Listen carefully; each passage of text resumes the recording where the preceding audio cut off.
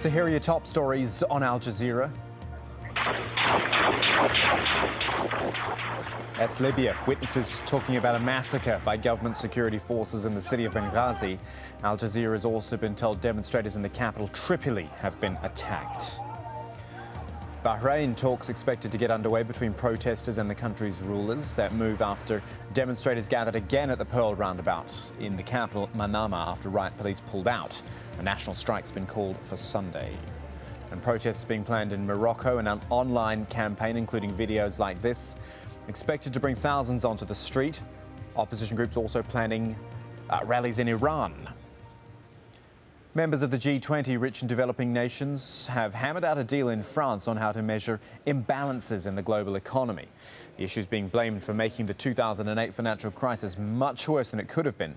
But as Jackie Rowland reports from Paris, it all took a bit of work to get China on board. Putting on a show of unity. The smiles of the family photo can't paper over the divisions within the G20. The world's leading financial powers agree that there are imbalances in the global economy, but it's much harder to agree on how to measure them. The sticking point was China. It didn't want its massive foreign currency reserves to be used as an indicator, but G20 members were able to reach a compromise. This is a very complicated undertaking, and we need to be very careful to make sure we create a level playing field across countries so that financial activity does not migrate to jurisdictions where standards are weaker or less vigorously enforced. Ministers have also been focusing on commodity prices and food prices in particular. They want to find ways to protect the poorest countries against big price swings. We have had a major convergence of views between different countries, developing countries and emerging countries, industrialized countries, to say that we had to go much farther in transparency, in the identification of stocks, in the use of agricultural land to respond to the need of population for food. The financial crisis of 2008 was a global phenomenon, and ministers recognise that they'll need to take a global approach if another meltdown is to be avoided. The French hosts of this meeting have warned countries that they'll need to put self-interest to one side if the whole of the G20 is to achieve strong, sustainable growth. The long haggling over indicators raises a bigger question. If the members of the G20 found it so hard to agree on how to measure global imbalances, will they ever reach agreement on how to tackle those problems? Jackie Rowland, Al Jazeera, Paris. Now, budget problems are forcing state governors across the US to propose drastic measures to balance the books.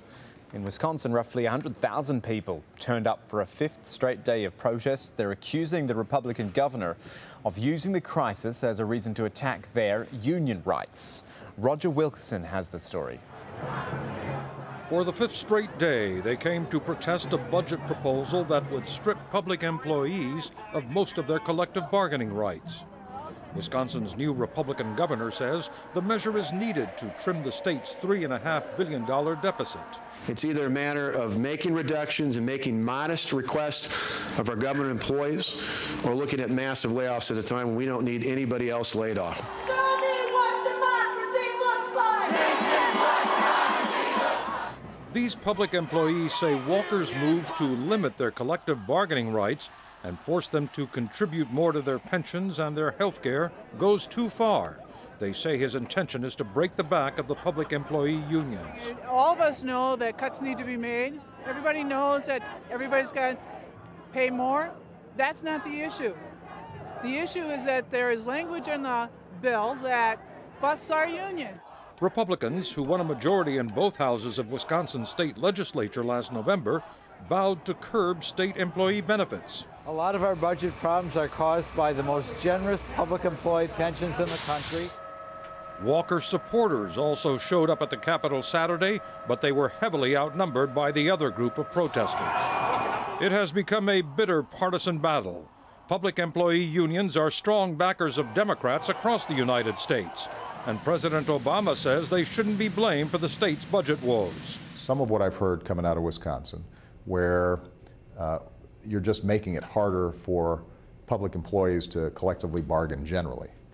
Seems like more of an assault on unions. Democrats in the state legislature's lower house have forced their Republican colleagues to postpone a vote on the governor's proposal until Tuesday. But Democratic state senators fled to neighboring Illinois so as to avoid a vote in their chamber. The reason why we left is this was the only way we knew we could slow the process down, allow people to be heard on this particular issue and what it means to them, but most importantly, try and get the governor to sit down rationally and talk about this proposal and talk about changes. But the governor refuses to budge, and the standoff continues. It's a battle that could be repeated in other states as they struggle to fund basic services at a time of dwindling revenues. Roger Wilkerson, Al Jazeera. 2 German journalists have been released from prison in Iran after being arrested for spying. Markus Hellwig and Jens Kosch had earlier been sentenced to 20 months in prison for interviewing the son and lawyer of a woman condemned to die by stoning. They've now been released after paying a $50,000 fine. Germany's ruling Christian Democrats could be in for a drubbing in a series of regional elections that got underway in the last hour. It could further shake the stability of the German Chancellor Angela Merkel's coalition, which has seen its popularity slide.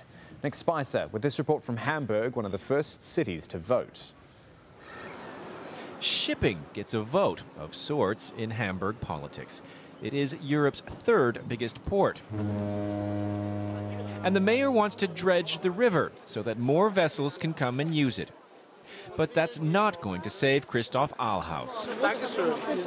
The man from Angela Merkel's Christian Democrats is poised to lose, some 20 points behind the Social Democrats candidate. He sounds in denial. So you're still hopeful? Even sure. Though, yeah. We do not only hope, we will fight. Voters in Hamburg are starting off what will be a whole season of regional elections in Germany. There will be at least 7 out of 16 regions, and they threaten to give Angela Merkel's governing coalition a very rocky ride, and especially for the junior partner in that coalition, the Free Democrats. Leave the shop open, they chant, young members of the local Free Democrats. The shop has to close at 4 on Saturdays, and these defenders of the free market don't like that.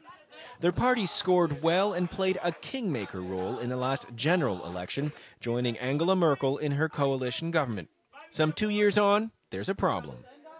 Experts say giant deficit spending saved the German economy, so few people are now buying the Free Democrats' mantra of tax cuts. They said if we lower the taxes, we will have a revival of our economy. We have not lowered our taxes, and we had nevertheless a revival of our economy. Hamburg's politics are like those of the other regions voting this year, largely local.